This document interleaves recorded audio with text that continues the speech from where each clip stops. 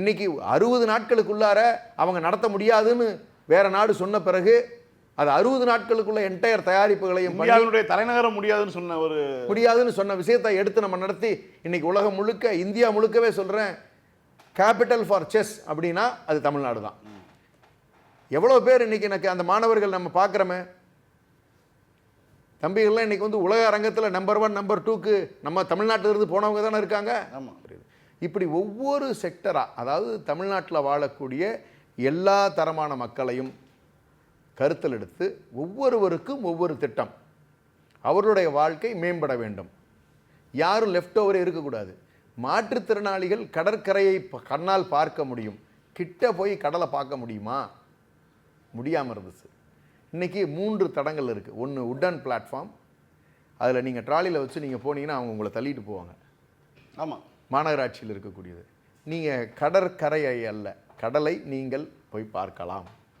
மாற்றுத்திறனாளிகளுக்கு 3 இடங்களில் உருவாக்கி வச்சுருக்காங்க. இப்போ 2 மெட்டல் ரூட் போட்டிருக்காங்க. அப்போ இந்த மனிதர்களாக இருக்கக்கூடிய தமிழ்நாட்டில் வாழக்கூடிய மக்களுக்கு ஒவ்வொரு செக்டருக்கும் ஒவ்வொன்றா பார்த்து பார்த்து பார்த்து பண்ணியிருக்காங்க. இது மாதிரி ஒரு லாஸ்ட் பீரியட்ஸில் ஏன் கலைஞர் ஐயாவோடு ஒப்பிடுகிறார்கள் என்று சொன்னால், அதை விட சிறப்பாக இருக்கிறது என்று சொன்னால், இதெல்லாம் இன்றைக்கி தேவையான மாதிரி இன்றைக்கி டெக்னாலஜி வளர்ந்துருக்கிறதுனால அவங்களுக்கு அவர் செஞ்சதை விட இது கொஞ்சம் பெட்டராக தெரியறதுக்கான வாய்ப்பு இருக்குது. அன்னைக்கு கலைஞர் ஐயா செஞ்சது தான் பெஸ்ட்டு. அதுக்கு முன்னாடி பீரியடை கம்பேர் பண்ணும்போது இன்னைக்கு கலைஞர் ஐயா செஞ்சதை விட பெட்டர்னா இன்னைக்கு டெக்னாலஜி வேற மாதிரி இருக்குது, தேவைகள் வேற மாதிரி இருக்குது.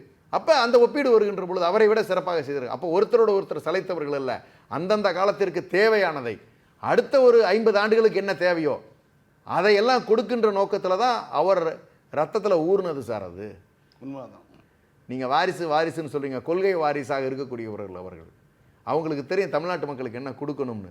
அப்போ தமிழ்நாட்டினுடைய மக்கள் எல்லா விதத்திலும் எல்லா சார்பு நிலையில் இருக்கக்கூடிய மக்களும் உயர்தட்டாக இருக்கட்டும் கீழ்த்தட்டாக இருக்கட்டும், நீங்கள் என்ன வேணாலும் நீங்கள் அவங்களுக்கு நீங்கள் பெயர்களை வச்சுக்கொள்ளுங்கள்.